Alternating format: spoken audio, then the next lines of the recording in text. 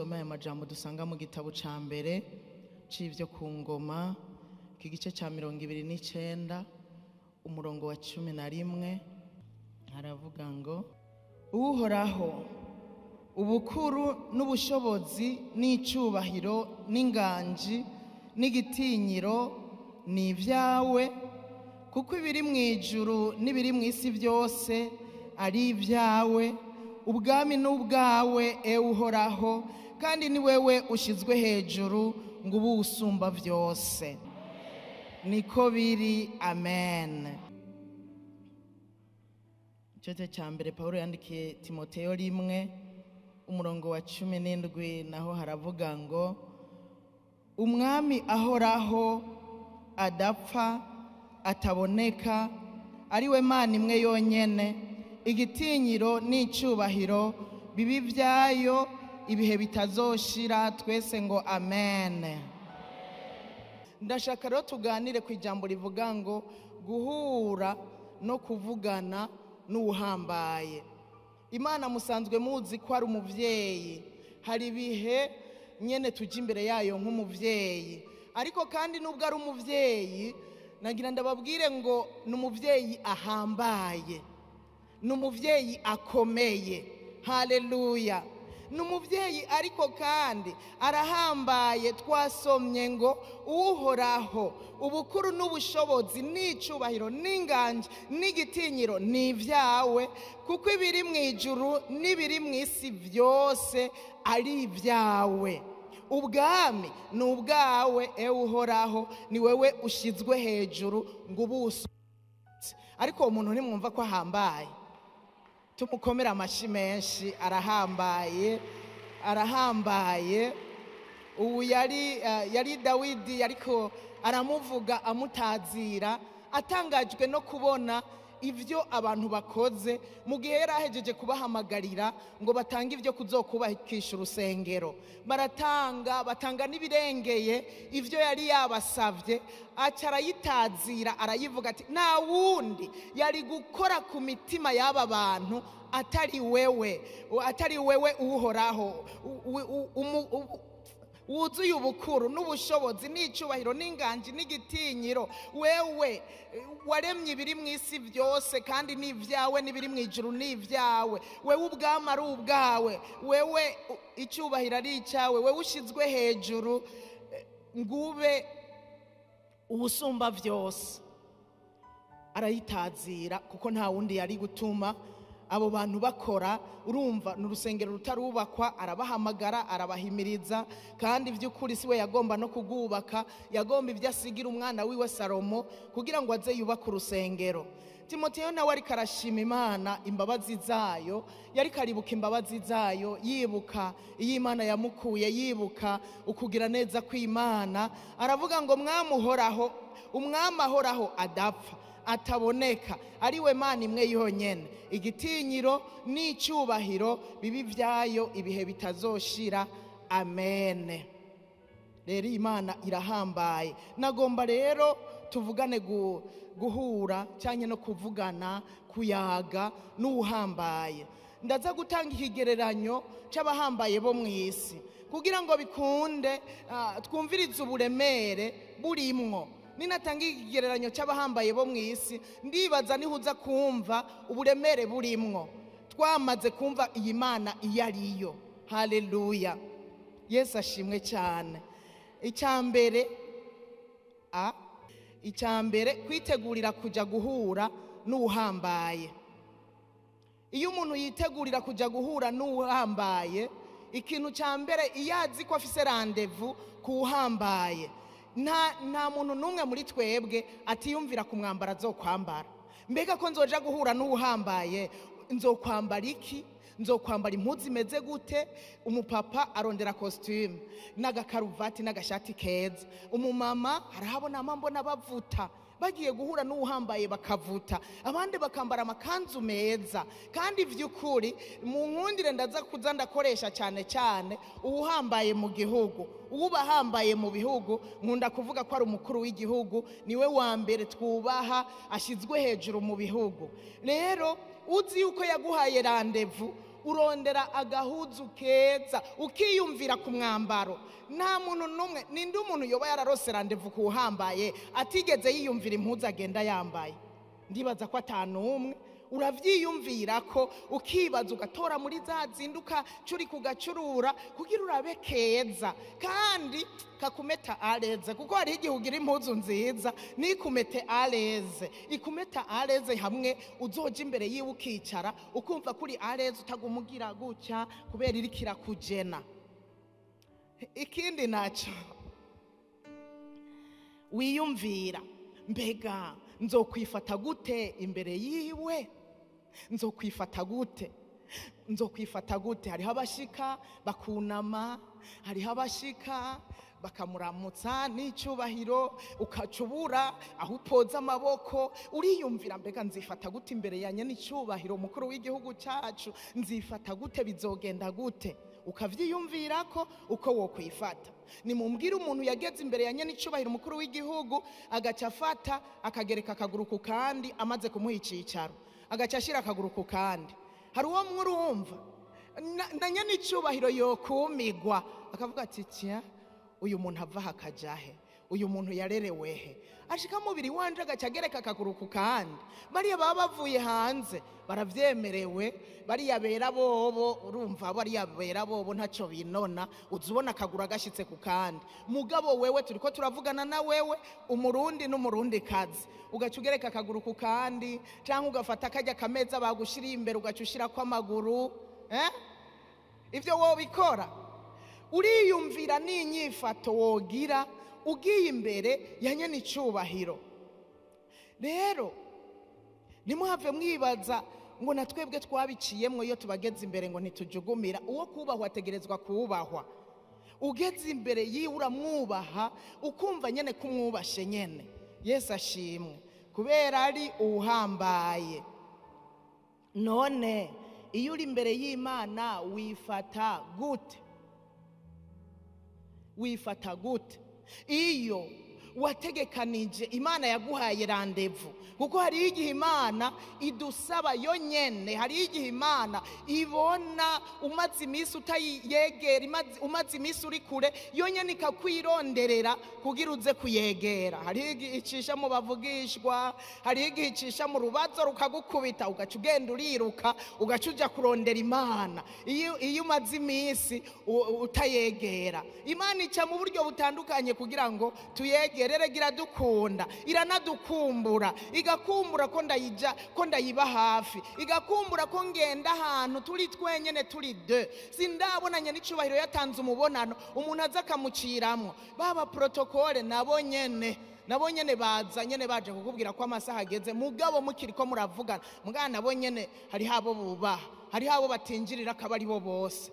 Urumva muba muri babiri kandi baca bugara mukaganira. Rero Imana iradukumbura ko tubana nayo, turi twe nayo, turi babiri, kugira ngo twicarane tuganire nyene tuyage. Yesu ashimwe cyane, haleluya. None iyo uvyiteguriye kuja guhura n'Imana uvyifatamwo gute? Hari igihe wiyumvira ngo mbega nzoja imbere y'Imana nambaye gute? Mbega nzoja imbere y'Imana nzokwifata gute? Imbere y'Imana nimba ari kubera itaboneka, hari igihe tubigenza uko dushatse, hari igihe tubikora uko dushatse, umwambaro tugatora uwo ari wo wose. Mbere ugasanga n'umuntu ni training arazambaye araje gusenga. Training murabizi ko hari imyambaro iri propre ahantu kanaka. Training tuzi ko ari yo muri sport canke mu bikorwa rusange, umuntu agaca baga ni training ari ufise yonyene na mahoro emwe nta n'uzokubona ko wambaye training. Ari ufise yonyene n'Imana izovuga ati umuntu wanje yashajije kubera izi ko ari ufise yonyene. Natanze akarorero ku training nkuko umuntu ashobora gufata impuzu yambara muhira akazizana, kuko murabizi ko dutandukanye imyambaro. Hari iyo twambara muhira, hari niyo tujana ahantu twubashe. Ukazubona umuntu afashe impuzu yambara muhira arazitwaye kwa nyenicubahiro, arazambaye azitwaye kwa nyenicubahiro. ninde umuntu nyaricubahiro yoha audience akagenda yambaye training uretse yashaka kwakira zampaye amaguru ziba zije kumwereka ibijanye n'ibikorwa byabo barya nibo bashobora kumuza imbere bambaye training naho nyene biba ari ibintu bijanye nako kazi kabo n'uwo mwuga wabo bakagenda bambaye training ahandi ho nta muntu nyaricubahiro yoha audience ngo agende yambaye training ngo ahitane butura yahora yambara muhira ahitana agakanzu kutugozi yahora yambara muhira ngo ahitana eka oya nta wovyubakwa ninde umuntu muri mwebwe yovyubaho ninde nta numwe ndibaza nta numwe novuga ngo kiriza kuko nta wovyubahuka nyene ntiwovyubahuka rero Imana yoyo irahambaye cyane kuruta abo bose twita abahambaye bo mwisi nkuko twabisomye mu majambo y'Imana. Imana irahambaye, Imana irakomeye, Imana yitwa Yehova. Yehova hugariyemwo nduwo ndiwe.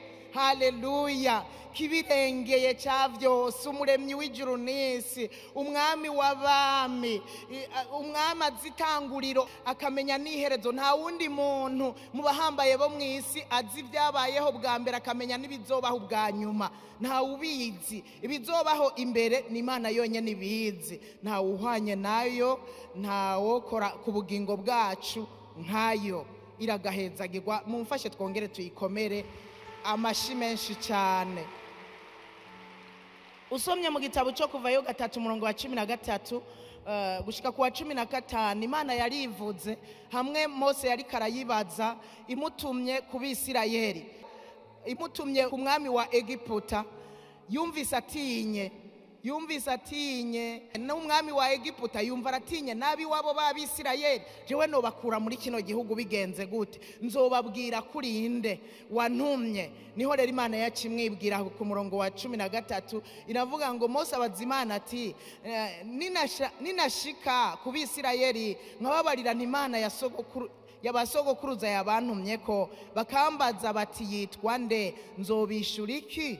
Imana ikirivuga yonyene ubwayo iti nduwo ndiwe, kandi uti uko abariko uzobabwira Abisirayeli uti ndindiho. Haleluya. Nindiho yabantumye ko. Imana yongera kubarira Mose iti uko abariko uzobabwira Abisirayeli uti uhoraho Imana yabasogokuruza yabantumye ko. Nduwo ndiwe, ndindiho, nduhoraho. Aho yarivuze ari n'ahandi heshi no kwirirwa ndaja kusoma, mugabo Imana yagiye yivuga iyiriyo yonyene yarivuze. Hari aho abantu bayise nkuko Dawidi yayivuze canke Pawulo yayivuze, ariko hari n'ahandi yonyene ubwayo yivuze. Yarinze yivuga rero iciri. Reka tuyubahirize, ni Imana irengeye byose. Haleluya. Gusenga nagira ndakubwire ko ari ukuvugana n'umuntu ahambaye. Gusenga no kuvugana n'Imana. Ari mvuze ngo umuntu ahambaye nzoba nshaka kuvuga uwo muntu ahambaye nyene, no kuvugana n'umuntu ahambaye. Uburyo bworoshe bwo kwiga gusenga no kwiga kuvugana n'umuntu ahambaye, ukamenyera inyifato uko wo kwambara, uko wo bigenza ugeze imbere y'umuntu ahambaye. Byinshi mu bintu bitegerezwa gukoreshwa mu kuvugana n'abahambaye ni navyo dukoresha mu gusenga. Ikindi kigira kabiri, ibintu dutegerezwa gushira mu mutwe igihe tuvugana n'uhambaye. Icambere rero ngomba ndabishunguruke gushika ku ndwi.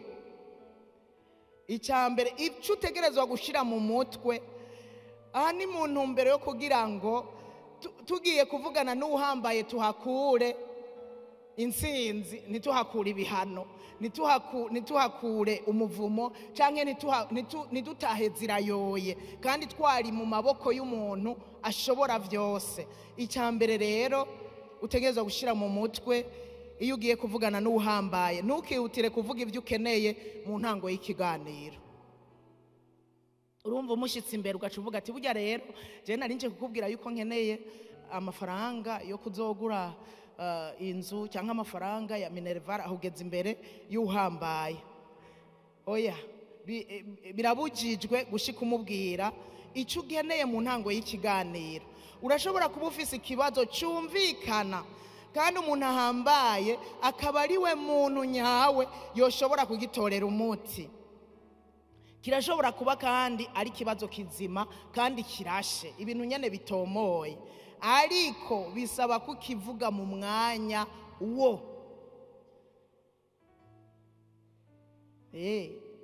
Kuko utakivuze mu mwanya wo birashobora kukugirira ingaruka kandi zitari nziza. Ingaruka zitari nziza, ntuhabwe inyishu nziza, cyangwa ukahava kugaye agusuzuguye, nturonke n'ico warondera kubera wabivuze mu mwanya utariwo. Buya ntivyoroshe gusaba umuntu ahambaye, birateye ubwoba, bisaba ubwenge bwinshi cyane, mbere birasaba n'uburongozi bwa mpwemu yera. Gusaba umuntu ahambaye bisa nuko ari ikigeragezo gikomeye. Ni ikigeragezo burya kuza gusaba umuntu ahambaye, kuko nyene biraterana ubwoba. Ikizira ugiye gusaba umuntu ahambaye, ikizira no kwihutira kubwira uhambaye ivyo ukeneye ukimushika imbere. Aka kantu gatware ko kizira gusaba ivyo ukeneye ukimushika imbere. Ndiko ndategura aya majambo y'Imana niho nibutse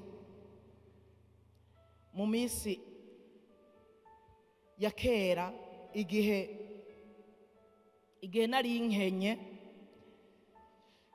hariho umuntu mbona yishoboye, hariho umuntu mbona yogira icyo amfashije. Igihe cyose ndamubonye wamengo nomubwira ko ntagira ifaranga na rimwe, ukamengo nomubwira icyo nkeneye, ukamengo nomubwira ampe n'udufaranga na dukeya. Uwundi munsi ndava mu Bwiza ndagenda ndamusanga ahari nari nsanzwe ngiye yo kubaramutsa, ndasanga nahurudutse. Namubwiye ntiburya jewe ndakeneye 5,000. Nabave baza ngo nasabye twinshi 5. Nakubwiye ko yari umuntu ahambaye kandi nzi ko jewe ku maso yanje nzi ko ashoboye. Nagira ngo ndababwire ko merewe nabi, naragize esheke. Arambwira ngo ntayo mfise, inyishu iri seke, ntayo mfise.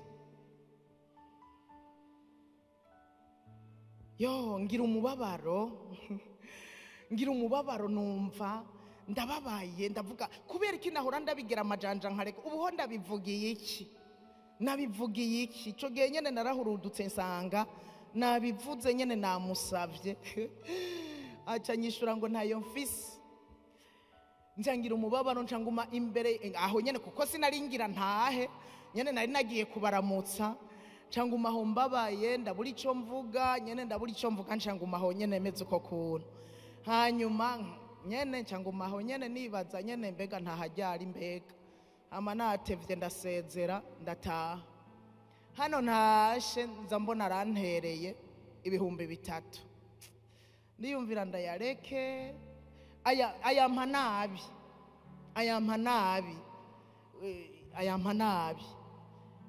ndayakira nyene, kuko narinda nayakeneye ntubone, narinda nayakeneye ibyo 3 ubona byaramfashije.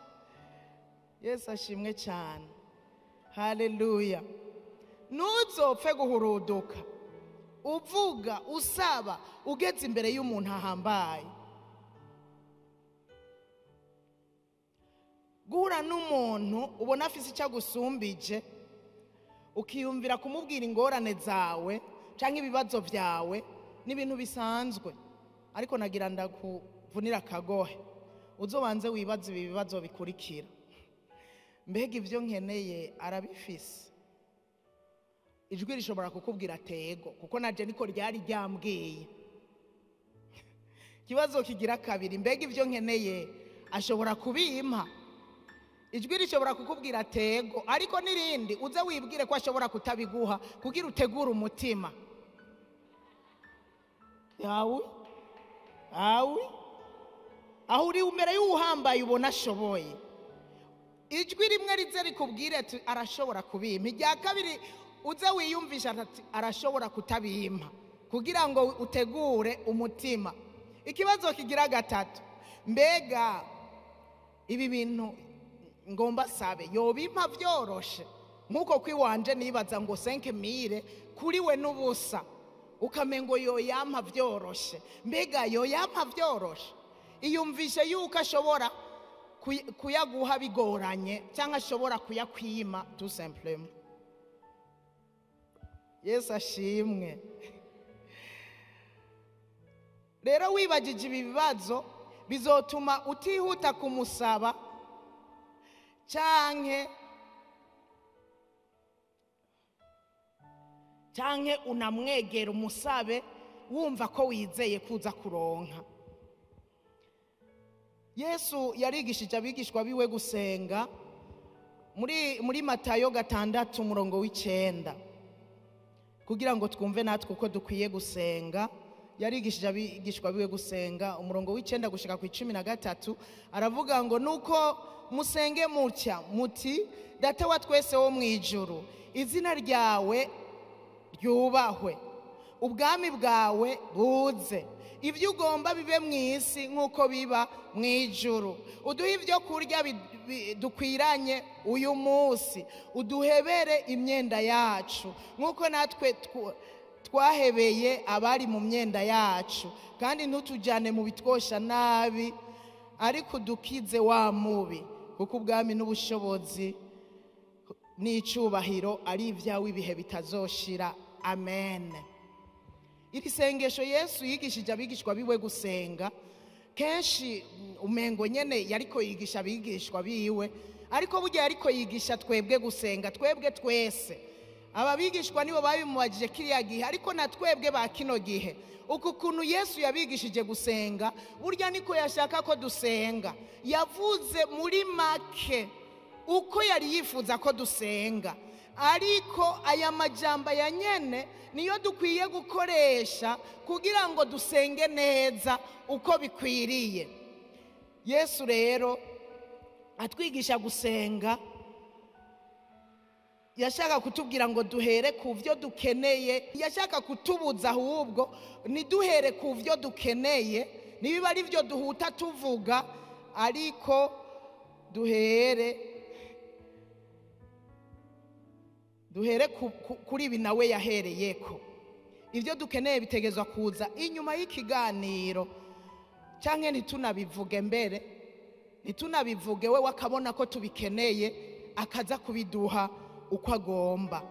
Ntuze wigere rero usaba cyangwa uvuga icyifuzo cyawe mu ntango y'ikiganiro ahandi ko ndabisubiramwo ndabica kwa karongo. Banza ugiriranira ubucuti n'uyo muntu uhambaye ugiye gusaba. Reka ndabaha akarorero. Ugiye imbere y'Imana wari umaze iminsi n'iminsi udasenga uri wenyene ngo ugire amasengesho ya wenyene hanyuma ugacushika rero ufashe iminsi 3 akarorero ufashe iminsi 3 ugiye ahantu uriyugaranye ngo usenge ugacushika rero uwo munsi wa mbere Mana ndagushimiye ko wanshoboje ndi hano rero burya rero ikintu narinje kukubwira Mana ikinzanye urabona ibi bintu kuno vyampagurukiye urabona wewe wari umaze amezi n'amezi udaherutse kujya imbere y'Imana ngo mwicare muyage muri babiri ugacushungura ugacuhita umubwira Imana irakuraba ati ubuhoho ntuje rero urashushe rero ngo ushaka ibi n'ibi wari umaze iminsi tubanze tureme ubucuti. Yesu ashimwe. Haleluya. Esther atubera akarorero muri iki gice cya 5 kuva ku murongo wa mbere gushika ku wa 3 ndasabye dusome Esther atubera akarorero murabe ukuntu yavyifashemwo. Esther 5 naho mutokwirwa murazingurura ndabasomera igice cya 5 umurongo wa mbere gushika ku murongo wa 3. Haravuga ngo bukeye ku munsi ugira 3 Esther yambara imyambaro yiwe y'ubwamikazi aragenda hagarara mu karusha canke mu gwinjiriro ku ngoro y'umwami aharabana n'iyo ngoro nyene kandi umwami yaravyagiye ku ntebe yiwe y'ubwami mu ngoro atumbereye no mwirebe. Nuko umwami abonye umwamikazi Esther ahagaze mu karusha canke mu gwinjiriro Esther agira ubutoni imbere yiwe umwami atunga Esiteri inkoni y'izahabu yari afise mu minwe, maze Esiteri aca yigira hafi akora ku mutwe w'iyo nkoni. Nuko umwami aramubaza ati, muriko muravyumva? Esiteri yavuze, Esiteri yasavye, yamutunze inkoni gusa, yamutumbereye, yamutunze inkoni. Umwami aca aramubaza ati, uragomba ikiga mwamikazi Esiteri? Urasaba iki ndakiguhe, niyo coba igisate cy'igihugu? Muriko muravyumva? Esiteri nta na kimwe yari yasavye, icyo nzi mugabo kimwe, yari yasenze, yari yamaze iminsi 3 asenga, amaze iminsi 3 asenga, acarambara neza. Nawe nyene umwami Ahasuwerusi yari umugabo wiwe, ariko Bibiliya iratubwiye ngo yagize iki? Yambaye iki? Impuzu z'ubwamikazi. Yari gushobora kwambara agakwembe agaca agenda, ntagiye kwa sheri, ntagiye ku mugabo wiwe, ariko yambaye impuzu z'ubwamikazi. Aca aragenda aratumbera umwami. Amutumbereye nticyari igihe ciwe cyo kubonana n'umwami, aho umwami kumukarira, we uje gute ko atari we uramukiwe kuza imbere yanje, uramukiwe kubonana nanje? Aho kumukarira amutunga inkoni. Ubutoni buba kuri Esiteri kubera ya masengesho yasenze, aca amutunga inkoni. Umwami aca aritanganiza kumubaza. Esiteri atana kimwe amubwiye, aca aritanganiza kumubaza ngo ugomba ikiga Esiteri? Ugomba iki ndakiguhe, naho kiba igisate cy'igihugu ndakiguha. Haleluya! Uyu ni Esiteri. Usomye ku murongo wa 6 gushika ku 8 naho havuga ngo bakiri ku giturire, urumva yaciye amutumira. Aho ntasomye yaciye amutumira kugira azogende basangire kandi ajane na Hamani. Bakiri ku giturire cya vino, umwami abaza Esiteri ati, icyo usaba niki ukagihabwa? Urondera iki? Niyo coba igisate cy'igihugu canje uragihabwa. Esiteri aramwishura ngo, yaciye amwishura ngo duhangaze ngo tugira dupfe. Oya, Esiteri aramwishura ati, icyo nsaba kandi ndondera niki? Namba ngiri ubutoni imbere yawe mwami, ukemera kumpa icyo nsavye no gushitsa icyo ndondera, mwokongera kuza mwe na Hamani ku giturire nzobitegurira, kandi ejo icyo uvuze nzogikora mwami. Urumva nubu ntiyiri waramubwira, aha yagiye mu nzu yabagaburiye, ariko naho nyene umwami aramubajije tushaka iki, ariko ntiyigeze avuga, niyihuse. Esiteri yarazi gutegura akarere, ntube twiga gutegura akarere. Haleluya! Yarazi gutegura akarere. Tegura akarere, reka kwihutagiza. Haleluya! Dusome mu gice cy'indwi uyu murongo wa mbere. Nuko umwami na Hamani baza gusangira n'umwamikazi Esiteri. Urumva umwami yemeye, yagarutse, barasangira. Maze kuri uwo munsi ugira kabiri wo kunywa igiturire cya vino, umwami yongera kubaza Esiteri ati, icyo usaba niki ka mwamikazi Esiteri ukagihabwa? Abimubajije ubugira 3. Urondera iki? Niyo coba igisate cy'igihugu canje uragihabwa.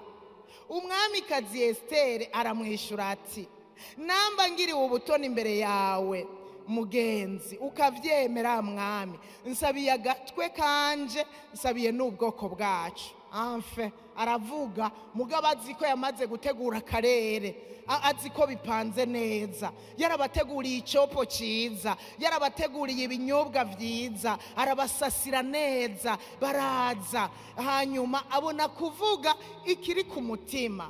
Tureke kwihutagiza. Esiteri atubera akarorero uko yabigenjeje. Haleluya! Yarakoresheje ubwenge vrema budasanzwe, yarakoresheje ubwenge kugira ngo ashobore kuvuga icyo yifuza, naho cyari gikomeye. Burya icyo yifuza Esiteri cyari ikintu gikomeye cyane, ntiyaciye abisaba ubwo nyene, ariko yararindiriye. Usomye rero no mu gice c'9 ushima rero akarere kari gapanze neza. Amaze guhabwa icyo yasabye, naho nyene umwami yarasubiye aramubaza ku murongo wa 12. Nuko umwami abwira umwamikazi Esiteri ati abayuda bishe abagabo 500 ku mugwi Shushani, barabarandura bicana bene Hamani uko ari 10. Mbega none mu bindi bihugu vyanje bakoze ibingana iki? Hari icyo usaba nanone ukagihabwa, hari ikindi urondera kigakogwa. Sinzi ko muvyumva. Uwapanze akarere ukuntu bamwingingira, mbega nta kindi ukeneye, nta kindi baramwinginga. Yesu ashimwe. Tugiye imbere y'Imana ndabasabe nitwihute. Oya, Yesu yaratwigishije gusenga uko dukwiye gusenga, yarabitwigishije. Reka tubandanye kumbure turaza kubigerako. Ikigira kabiri ukwiye gushira mu mutwe, wiga uburyo bwiza bwo kuvuga uhambaye nk'uko ahambaye nyene, canke nk'uko ahambaye uvuga ubuhambazi bwiwe, umuvuge mu cyubahiro ciwe. Mwibuke ko hari abantu bakunda icyubahiro, kandi n'utagikunda ibyo ari byo byose ari ukuntu uvuga canke wifata akabona ko wamusuzuguye. Niwige kuvuga ubuhambazi bw'uhambaye. Niwajya kuraba uhambaye uzugende wabagije neza uguhambara kwiwe, nukuvuga ahageze mu cubahiro. Urashobora kuba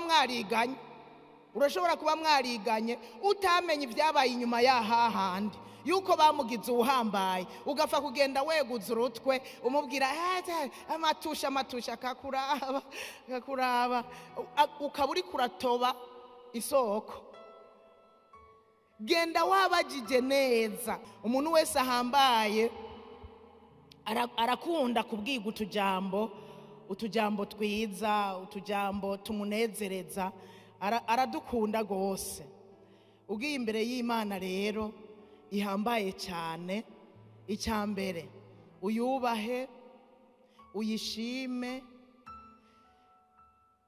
uyishimire. Nivyo vya mbere utegerezwa guherako ugiye imbere y'Imana. Na wa wundi wa mutegetsi niwaje imbere yiwe, imbere yo kuvuga ibindi byose banza uniyumvire akantu yoba yarigeze kugukorera. Banza wiyumvire utudondekanye ati burya ndibuka, ndagushimiye, warakoze, wagize ukunuku, ndanagushimira bivanye n'ibikorwa akora, ndashima ukuntu ukora gutya na gutya, wabigenjeje uku. Nimba hari amakuru wumvise y'ibikorwa byiza yakoze, umushime, wongere umushimire. Yesu ashimwe cyane. Matayo 6:7.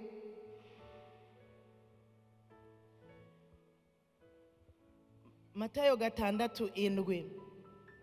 Kandi nimwasenga nimukabomboranya amanwa nk'uko abanyamahanga bagira, biyumvira yuko bazokumvigwa kubw'amajambo yabo menshi.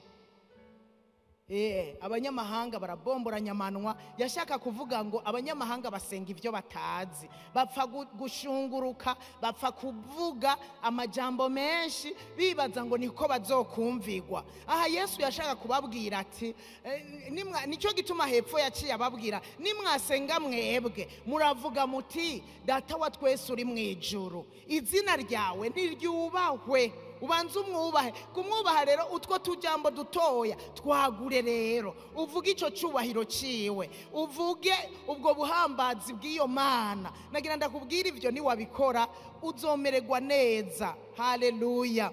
Dutegereza kwiga umuco mwiza wo kuza imbere y'Imana dufise amajambo meza yo kuyubaha no kuyishima. Zaburi 100:5 wa 4 gushika ku wa 5 haravuga ngo mushike mu birimba vyiwe mushima, no mu nyubakwa ziwe muhimbaza, mumukengurukire mushemagize izina ryiwe. Haleluya. kuko uhoraho ari mwiza. Igituma dutegerezwa kumushimagiza, kumushima kirahari, kuza imbere yiwe tumutazira kirahari, kuko uhoraho ari mwiza, imbabazi ziwe zamaho ibihe bidashira, kandi ahora ari umwizigirwa no gushitsa ibihe byose. Haleluya. Tuzana amatazirano rero iyo tuje mu nyubakwa ziwe, tumuhimbaze, tumutazire, tutazire izina ryiwe, dushemagize izina ryiwe ryera. Yesu ashimwe cyane. Gusenga rero si ukuvuga amajambo menshi menshi menshi menshi, oyaye, ni ukubikora mu buryo bwiza, ukabanza ukamwubaha, ukamushima, ukamwubaha muri ya majambo nyene Yesu yavuga, izina ryawe ryubahwe Mana, rishigwe hejuru, uri Imana ikomeye, uri Imana ikora ibirengeye ibyo dusaba n'ibyo twiyumvira, ushizwe hejuru y'amajuru, ntawe usa nawe, ntawe uhwanye nawe, ukamuvuga, ukamwamamaza. Hanyuma rero ugacuna, ndagushimiye Mana, ndagushimiye ukugira neza kwawe, ndagushimiye ubwiza bwawe, ndagushimiye imbabazi zawe zamaho ibihe bidashira, ndagushimiye ko wangiriye neza, ko wanzigamye, ko wangwaniye intambara, ko wabanye nanje, ukamushima ukamushima ukamushima. Haleluya. Ibindi ukaza kubivuga wamaze kubisasira, wamaze gutegura akarere nk'uko nabivuze. Yesu ashimwe. Ikigira gatatu, twige gutuza imbere y'umuntu ahambaye kandi dutekane mu mutima. Uri imbere y'umuntu ahambaye bisaba kutekana, utaguma uraba ku isaha. Uri imbere y'umuntu ahambaye utaguma uraba ku isaha. Ibaze wasabye audience ukamubwira ukaguma uraba, aravuga ati uyu muntu nibiki. Umuntu ahambaye arashobora kubona yuko uhagaritse umutima kandi udatuje imbere yiwe. Amaze kubibona rero iba ari ingorane. Umuntu ari imbere yawe akaguma araba ku isaha, vyerekana ko icyambere ashobora kuba ari imbere yawe umutima urahandi hantu. Ikigira kabiri, ashobora kuba yarambiwe no kuba imbere yawe. Ikigira gatatu, akabona ariko atakaza umwanya imbere yawe. Ibaze uri imbere y'Imana, aha rero uri imbere y'Imana ukaguma uraba ku isaha, mbega Satani yageze, Imana iravuga ati uyu muntu usihari, uyu muntu usihari, yarambiwe, bigenze gute? Uyu muntu umutima urahandi, kandi by'ukuri uri kuraraba isaha, biba bisigura ngo ufise ayandi marandevu ushaka kujako. Nukaguma uraba isaha uri imbere y'Imana biragahera. Nimba umuntu ahambaye vyo mubabaza, Imana yo gute? Nimba umuntu ahambaye yobona yuko udatekanye mu mutima, udatuje, waje imbere yiwe udatuje, yokubwira ati subira inyuma, uzogaruka wumva utuje mu mutima. Niho nivyo nokubwira wovyumva. Imana yo gute? Uri imbere y'Imana utegerezwa gutuza, ugatuza kugira ngo wumve icyo Imana ivuga. Ni wihute, kirazira kwihuta waje imbere y'Imana. Tuza ku birenge vyayo, utaguma uraba isaha, Imana izovuga ubone kuyumva. Imbere y'Imana wibagire vyose byose byose byose, uvyibagire. Kandi namye niyumvira ukuntu iyo tugiye kubahambaye dusiga amatelefone, ukibuka ngo nitavye uhambaye, itelefone ukayisiga mu modoka, canke naho woyitwara urayizimya cyangwa ugashira muri silencieux. Nta muntu ndabona yitaba telefone ari imbere y'abahambaye. Ibatse uri imbere y'umukuru w'igihugu, nye n'icubahiro barantelefone, yo oya atari ubugwaye yobigira, nye n'icubahiro barantelefone. Urumve, nujya bari chef protocole na chef do cabine nashobora itelefone gusona yagiye yinjiranye ngo ari imbere yiwe yari karamubwira ibintu ngo acavuga ngo nye n'icubahiro rindira mbanze nitabe. Nibibaho mugabo twebwe, Mana ndindira gatoya mbanze nitabe. Aro muraza kugira kwa muze gusumana tuza kugipiraho. ugaca ugaruka. Urumva rero mana, urumva yo mana, ibintu tugira imbere y'inama itubona nk'amasinema. Gufata telefone imbere y'abahambaye, nababwiye ivyo dukora ku bahambaye, iyi Mana ihambaye kubaruta. Ivyo tutokora ku bahambaye, iyi Mana ihambaye kubaruta, n'imbere y'Imana ntavyo twokora. Yesu ashimwe cyane. Rero uri imbere y'Imana tuza, kandi ntiwihute kuva imbere yiwe, kuko n'uhambaye yagutumye ko ni wo kwihuta kwirukanga. Ntituze turihuta kuva hiri. Zaburi 37 haravuga neza ngo uwekere imbere y'Uhoraho, umurorere wihanganye, nuhagarika umutima, nuguwe neza mu rugendo rwiwe, n'umuntu ashitsa imigabo mibi. Urorere Uhoraho wihanganye, uwekera imbere yiwe, uca umurorera utuje, urorera icyo akubwira utekanye, utuje, utihutagiza. Yesaya 40:31 havuga abiteze Uhoraho. Urumva utegezwa kuja imbere y'Uhoraho umwiteze. Abo ngo bazokwiyubura mu nkomezi nshasha, bazodugisha amababa nk'inkukuma, biruke ntibaruhe, bagende ntibagende bukiwe. Ugenda imbere y'Uhoraho umwiteze, witeze ko hari icyo akora, witeze ko hari icyo avuga, uzoniyubura, uzohava waduze mu bundi bwiza, waduze mu rundi rugezo. Yesu ashimwe. Ariko ni wihuta kugenda, nagira ndakubwire ngo uzogenda atacu utwaye. Ikigira kane ukwiye gushira mu mutwe wawe, ni wige kubwira umuntu ahambaye ibintu yavuze canke yanditse. Yavuze canke yanditse. Ibi biramukora ku mutima cyane. Usomye Yohana 15:7 haravuga ngo nimwaguma muri jewe, amajambo yanje akaguma muri mwebwe, musabe ico mugomba cyose kizobabera kuno. Ibi ni Yesu yabivuze. Yashaka kuvuga ngo amajambo yanje niyaguma muri mwebwe, muzosaba icyo mugomba kibabereko, niko handitse.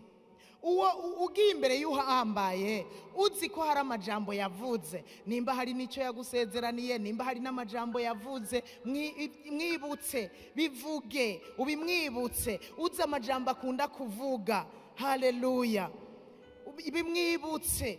Imana iyo tuyigiye imbere, amajambo yayo ategerezwa kuguma muri twebwe. Hari ivy'Imana yavuze, turakwiye turayivyibutsa. Mbega tuzoyivyibutsa gute tutayasoma? Amajambo y'Imana tukiye kuyasoma. Nico gituma nagiye gusenga birajana n'ijambo ry'Imana.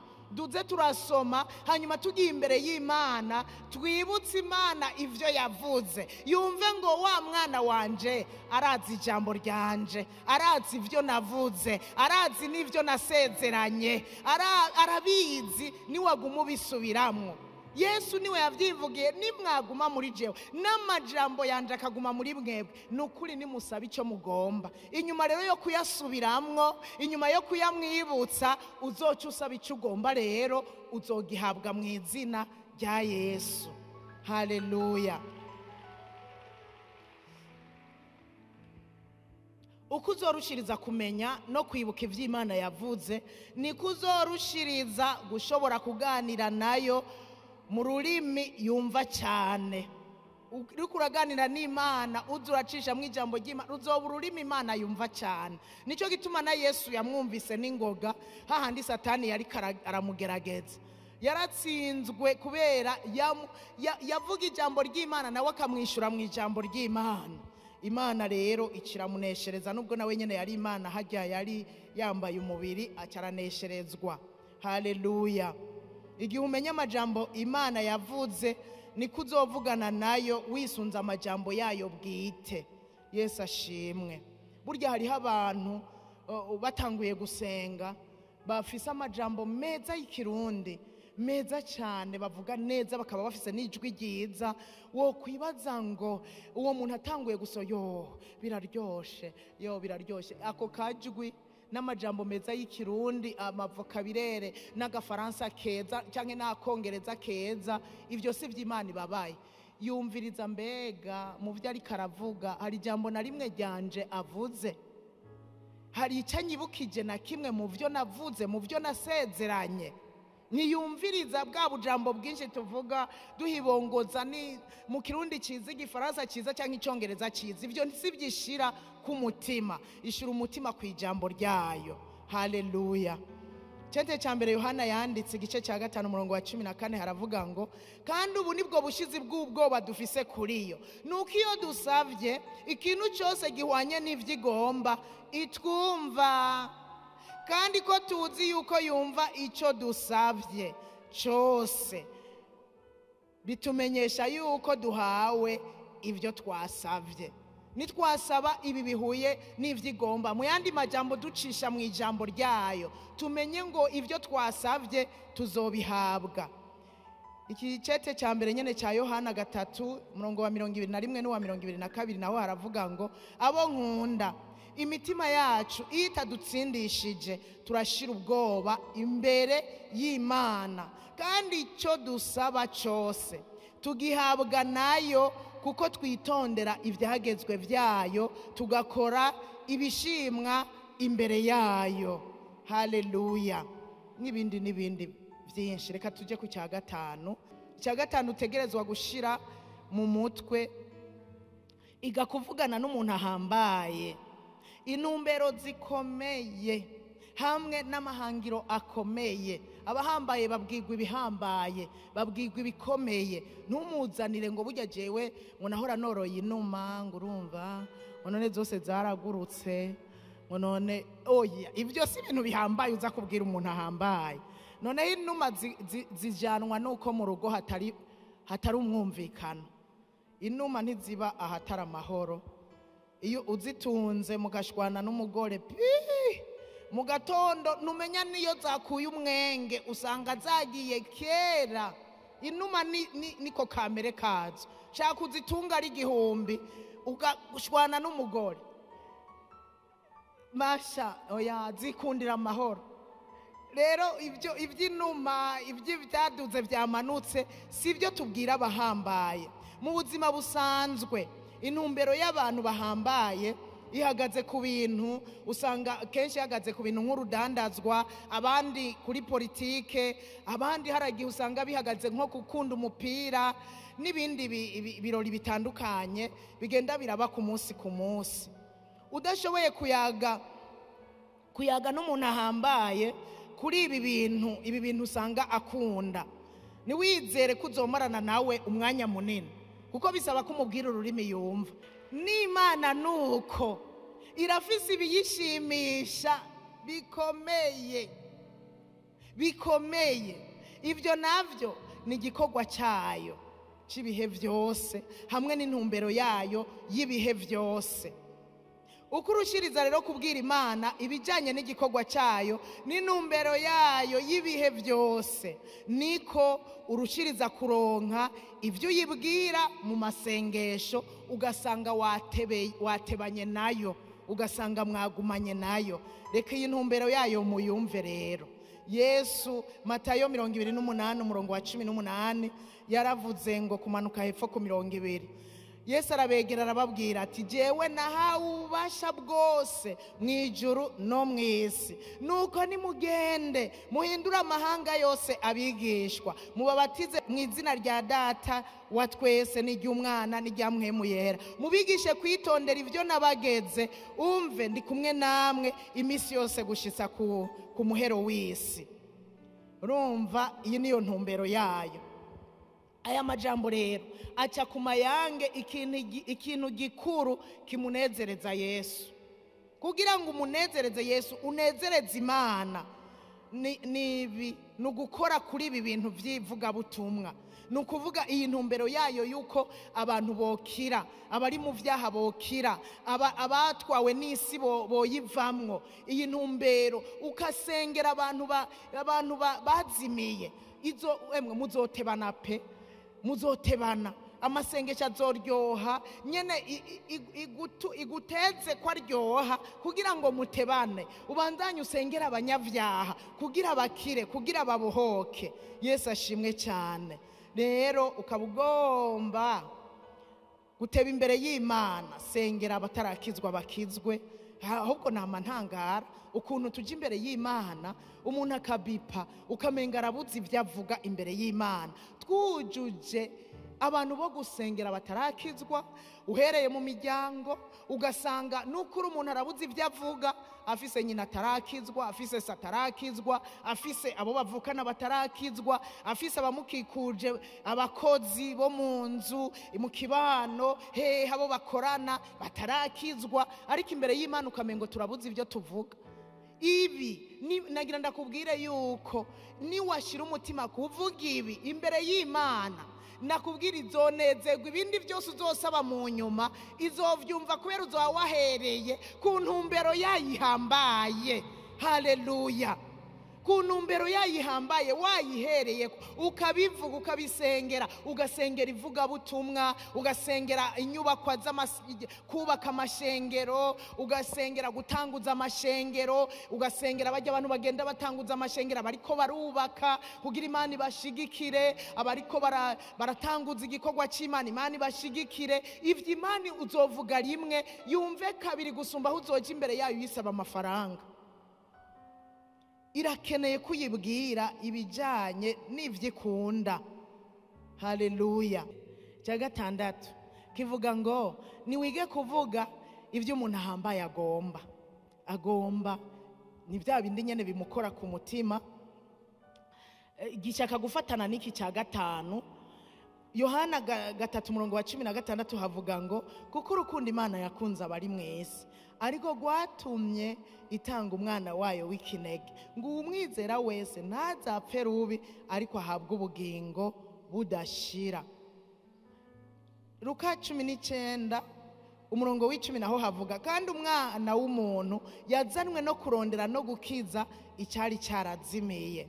Umuntu ahambaye utegerezwa kumenya ibyo akunda, akaba ari byo umubwira. Nicyo gituma navuze ko bihakwa gusa, akaba ari byo umubwira. Rero Imana ni wakora kuri ibi bijanye nuko ikintu cyatumye Imana itanga umwana wayo w'ikinege kugira ngo abantu bayo ntibapfe rubi. Ni wakora kuri ibi vyuko abantu bayo batopfa rubi, ukiga gusengera abantu bose, ukabasabira ukabingingira Imana kugira ngo ntibazopfe rubi. Nagira ndakubwire ngo Imana izovyumva n'ingoga, uzoba uyibwiye ibintu ikunda.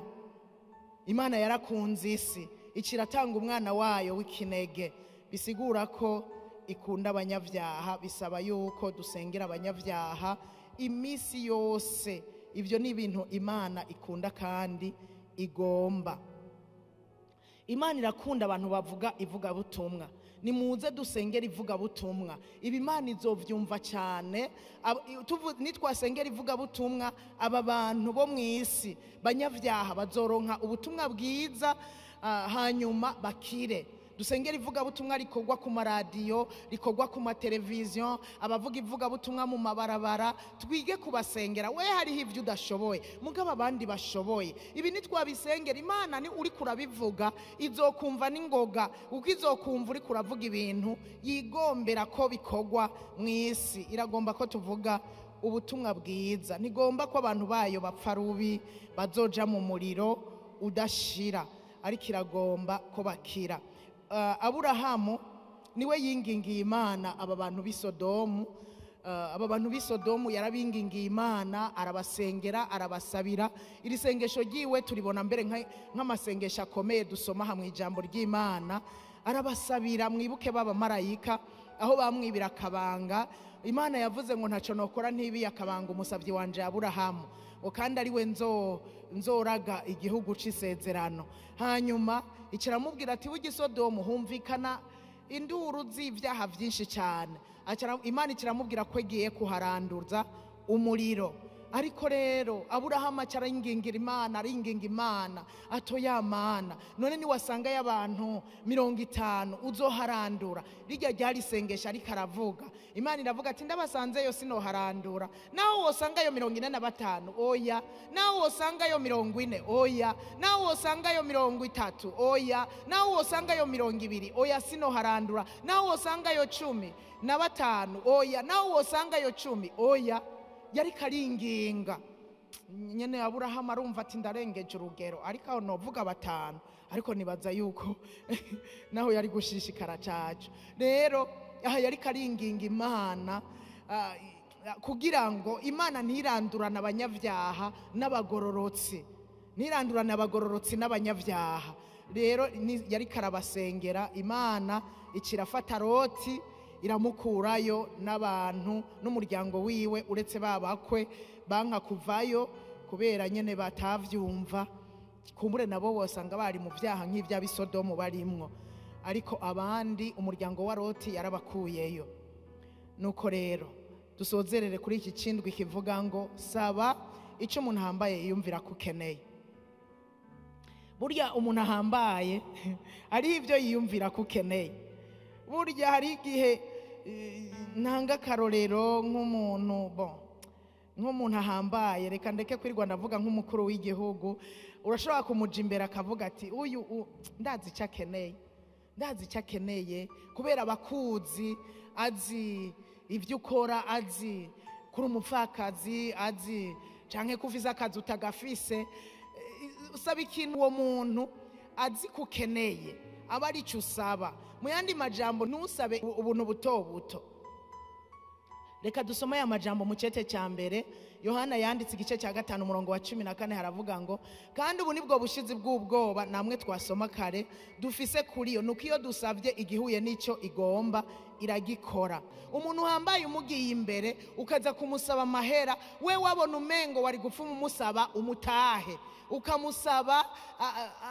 ukamusaba ikintu gikomeye kizogufasha kubandanya kubaho, kizotuma ubandanya gutera imbere. Yesu ashimwe. Rero ugiye imbere y'Imana ndakwinginga cyane gose nuzushira umutima ku kuyisaba amahera.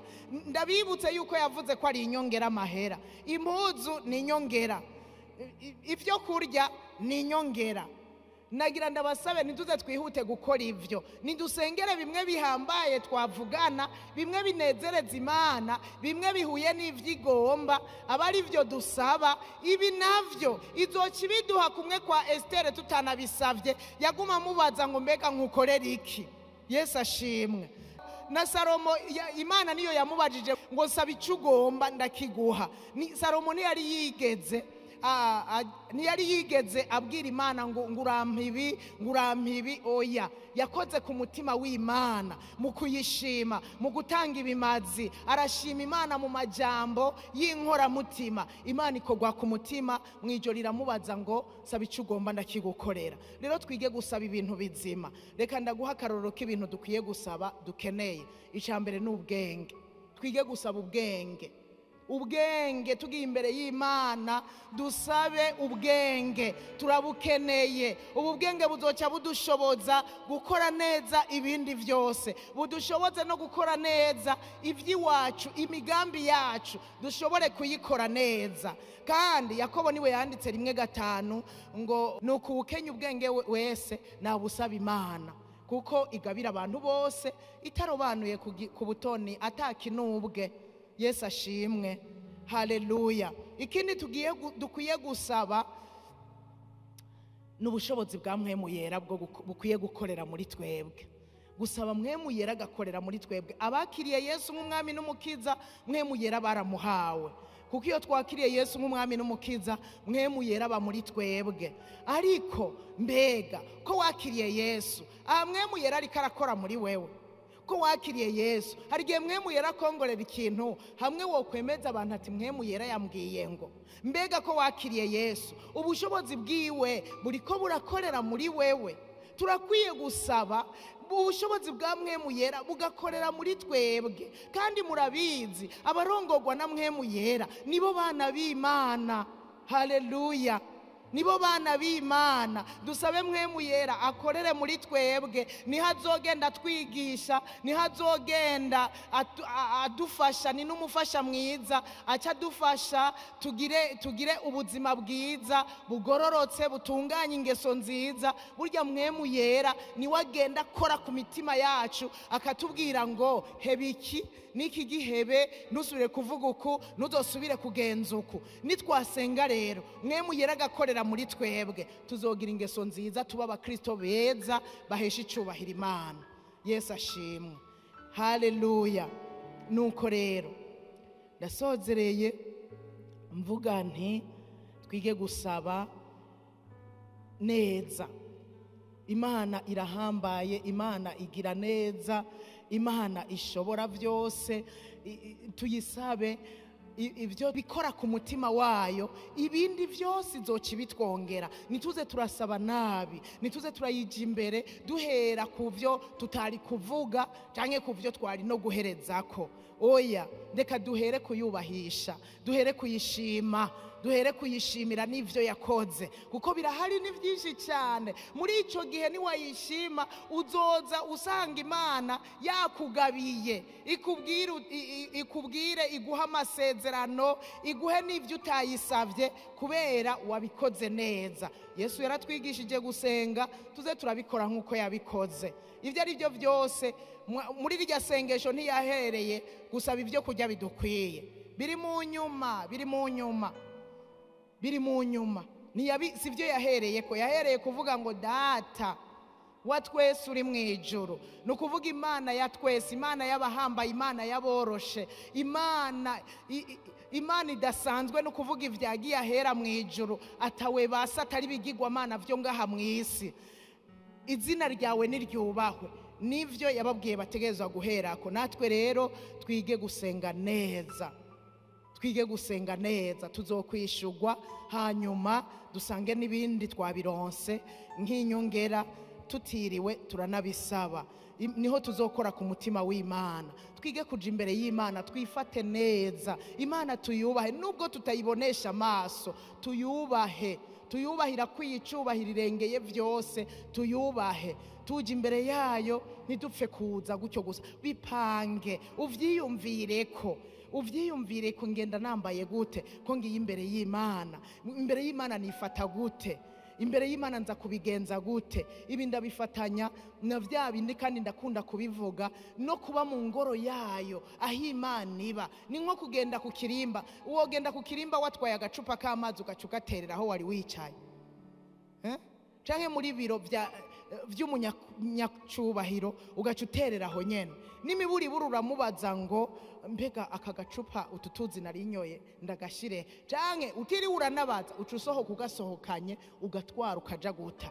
Ariko twebwe no kuza ubucupa bw'amazi aha nyene mu ngoro y'Imana, ubwo bupapuro bwo ku mazi aha nyene mu ngoro y'Imana, tugataho tukibagira yuko ari ingoro y'uhambaye.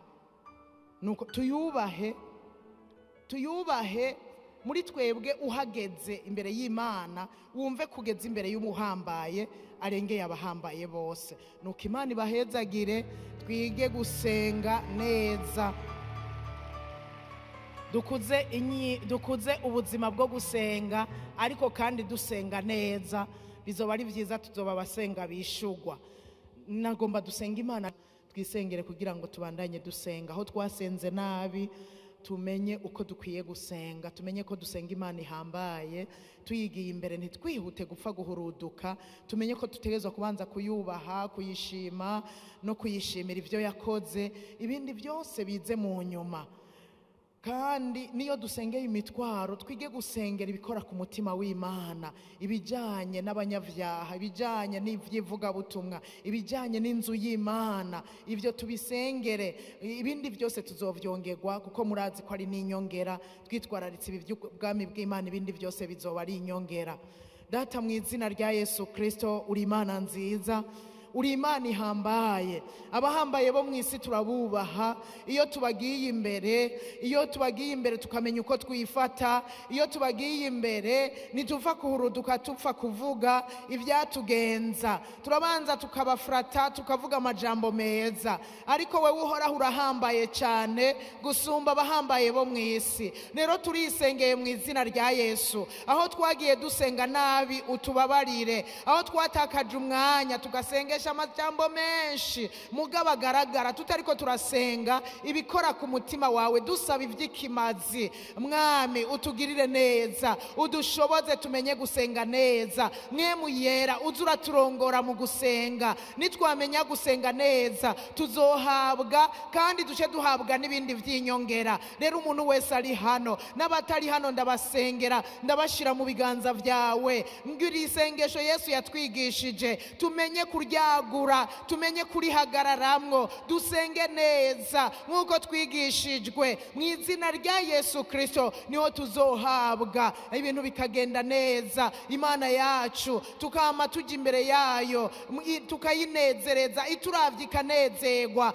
Ikindi sengera uhoraho uduhe kugira umugenzo mwiza wo kuba imbere yawe. Umuntu wenyene ku gatwe kiwe yige kuba imbere yawe, akuze ubuzima bwo gusenga wenyene atari no mu bandi. Twige kuganira nawe, twifuze gusaba umubonani wawe mu izina rya Yesu. Ako karyo ko kubana nawe twame tukanezerererwa, twame tukifuza tukaronse tukanezerererwe. Urakoze, turagushimiye. Ugenda udushoboza uko wa musi wegereza abariko turushiza kubana nawe, uko wa musi wegereza dukoranire no hamwe dusenga mu izina rya Yesu, duhanurana twongera twigishanya. Uzoba ukoze cyane, nuko turagushimiye kugiye kubandanya udushoboza gusenga neza, hanyuma tukaba abasenga bishugwa. Turazi neza ko bizodutera intege kubandanya kuba imbere y'Imana. Urakoze, turagushimiye, tugukomera amashi menshi mu izina rya Yesu Kristo, amen.